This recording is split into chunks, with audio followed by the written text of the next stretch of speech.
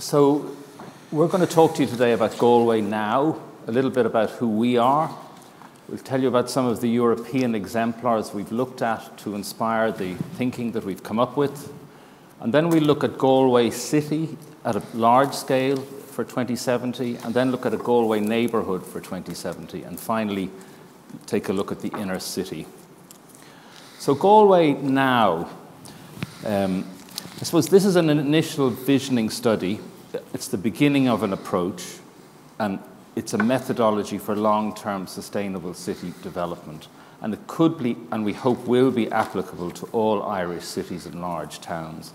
It is our vision of what's possible, but it's for the wider society of Galway to decide whether this is their future. And we're really pleased that both the Greater Galway Forum and the Academy of Urbanism are quite taken with the vision that we are providing, and that we are hopefully moving along with helping to make this a guidance document for the future of Galway.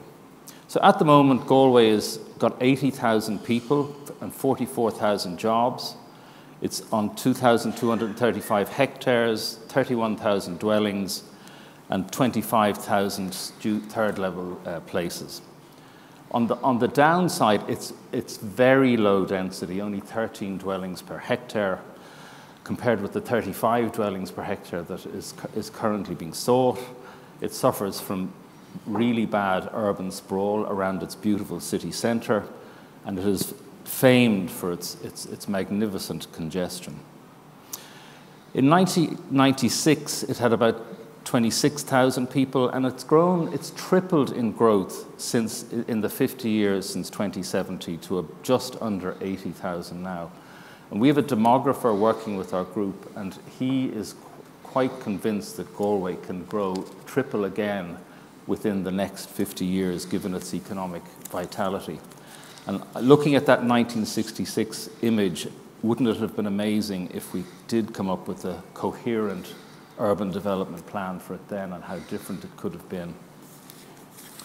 So the Irish Cities Group, we're a multidisciplinary group: architects, planners, our demographer, engineers, sustainability people, landscape people, and we're looking at the future of Irish cities, and we're taking it, we believe you have to look on a 50-year timeline at least to notice real change. And if you think about Dublin in 1970 compared to now, you can see change, but from 2000 it's much harder to see how much change there's been.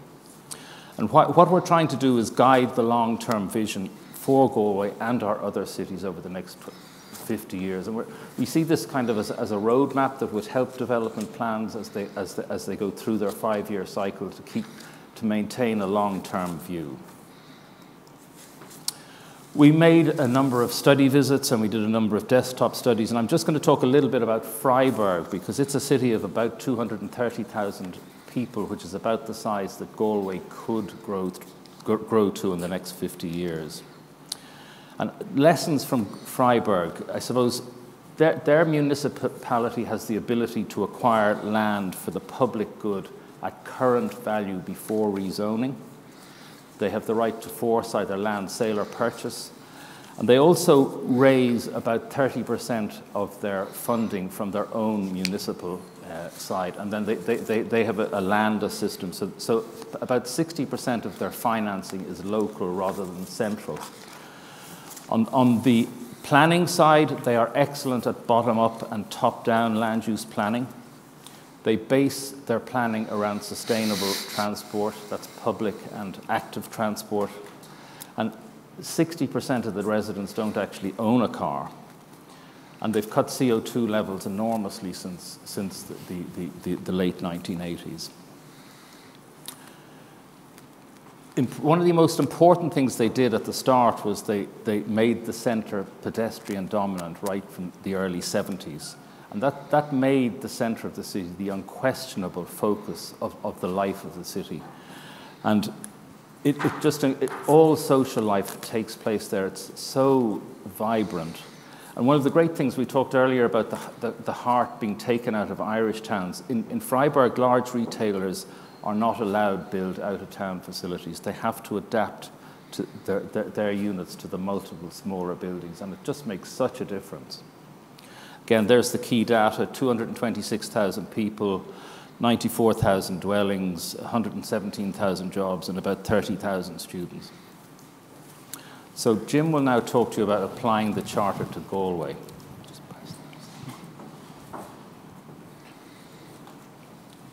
Just quite a number of slides here that we'll repeat, but the grid across all of these drawings is approximately a kilometre by a kilometre. Galway is about 15 kilometres this way and about 5 kilometres that way.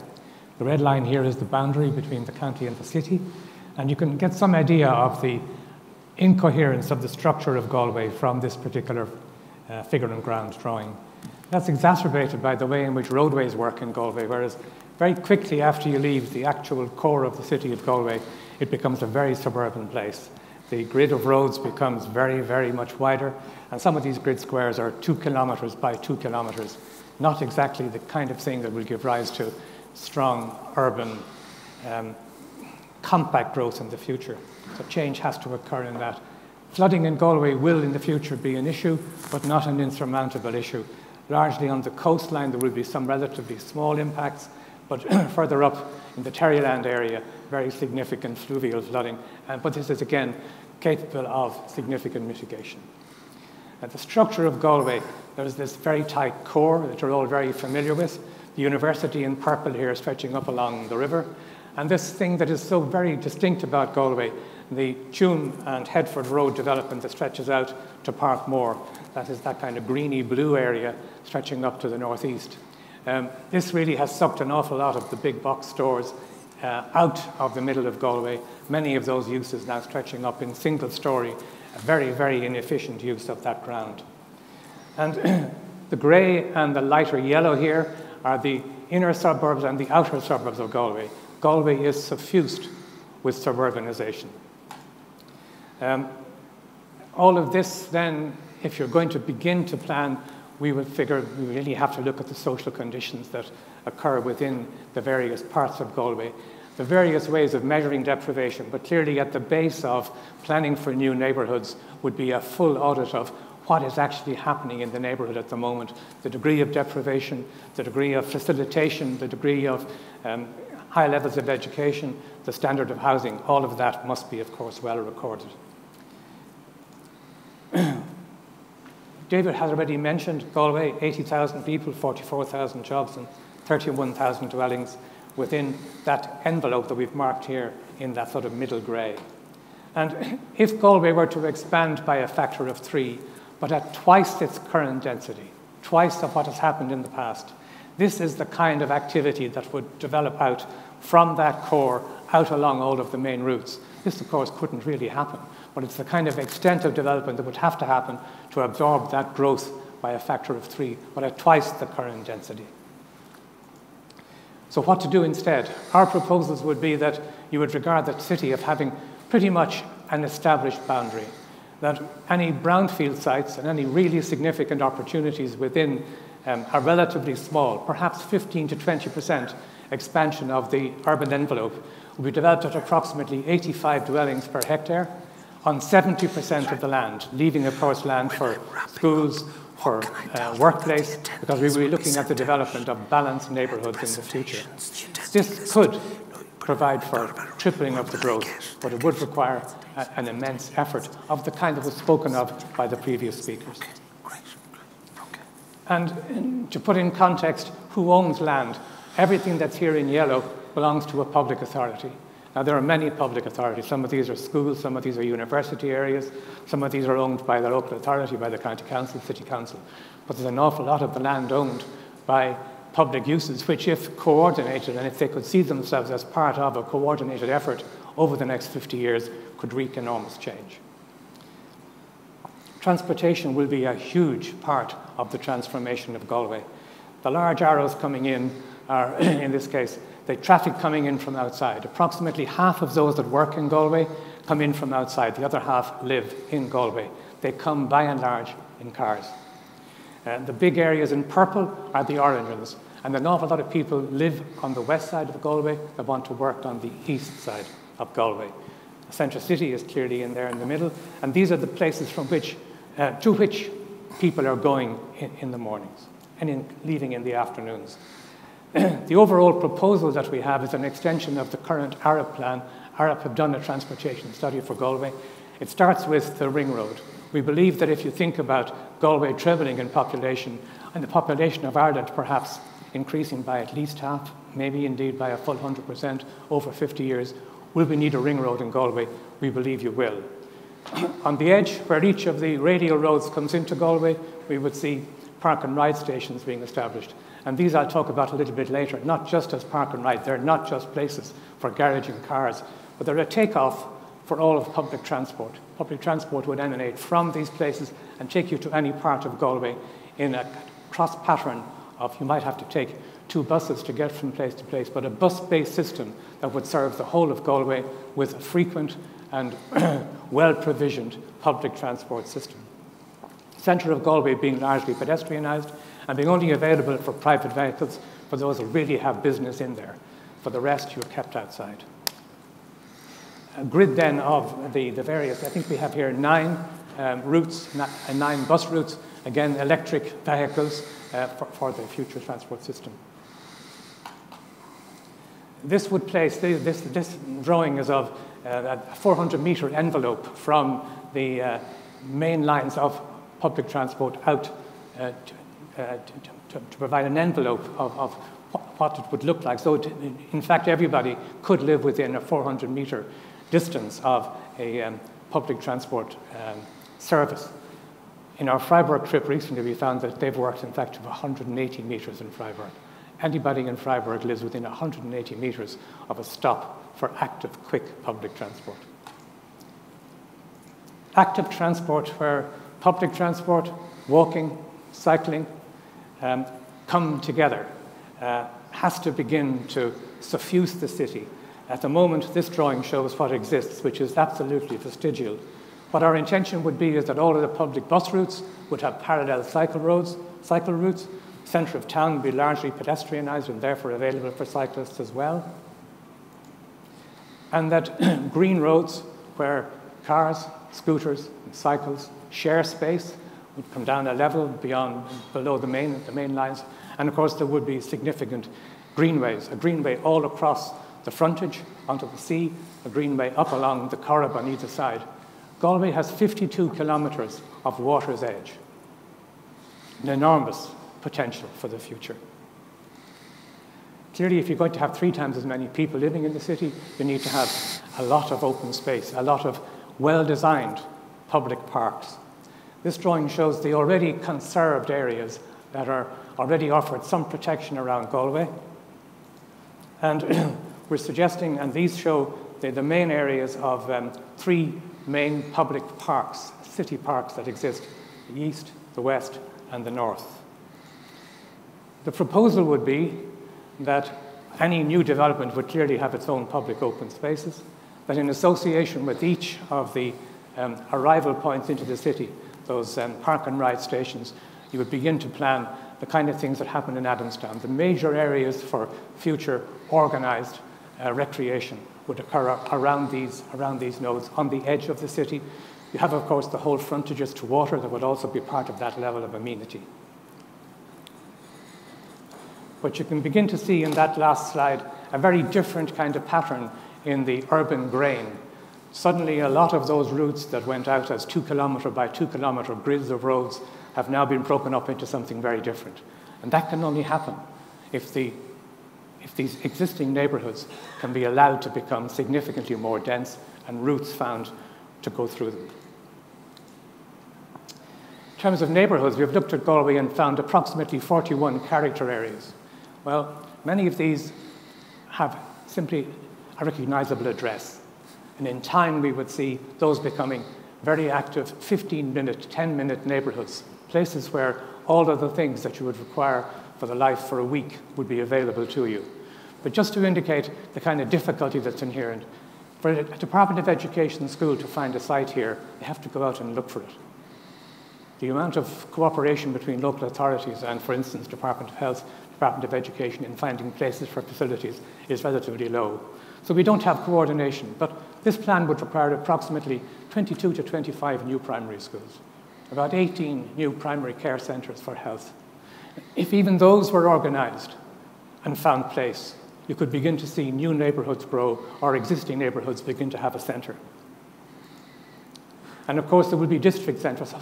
So some of these neighbourhood centres would be rather bigger and would have the kind of thing that we were talking about, done stores. This is the kind of place where those would occur. We see approximately 8 of those.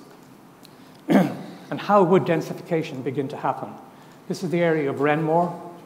And Renmore currently has a significant population. But if you want to actually expand Renmore and make it more dense, how do you begin to do it?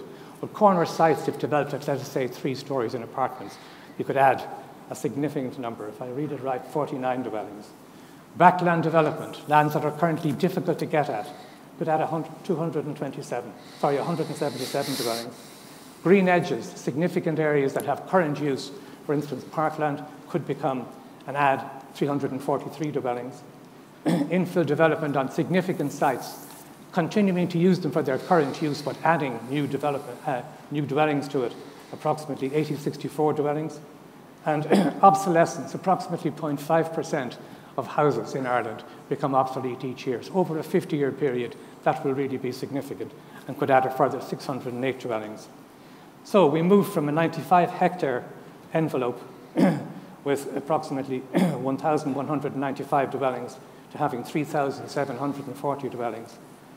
Population from 2,800 running up to 7,700, and from 17 to 34 dwellings per hectare, the kind of threshold that you need for good public transport.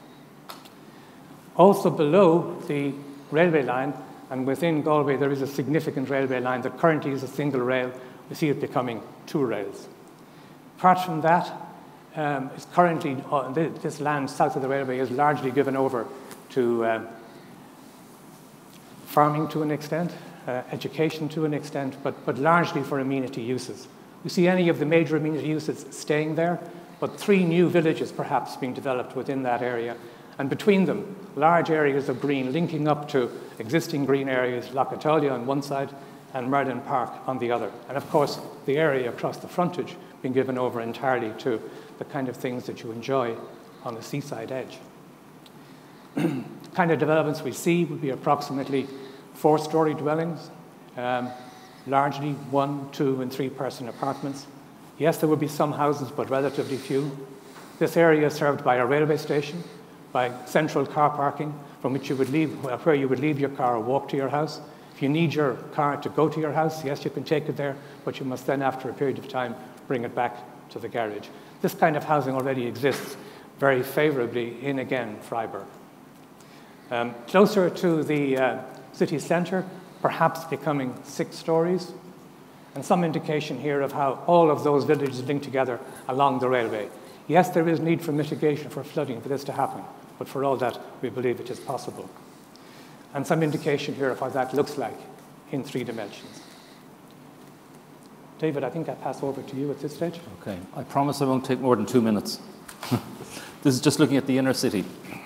So the existing inner city, we did a sort of a walk-around survey last year, and it's got a very good use mix with obviously a very vibrant tourism offer.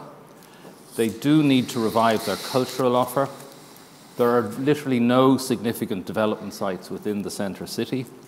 They've an intact, if faltering, cohort of buildings and public realm, a surprisingly low number of vacant upper stories.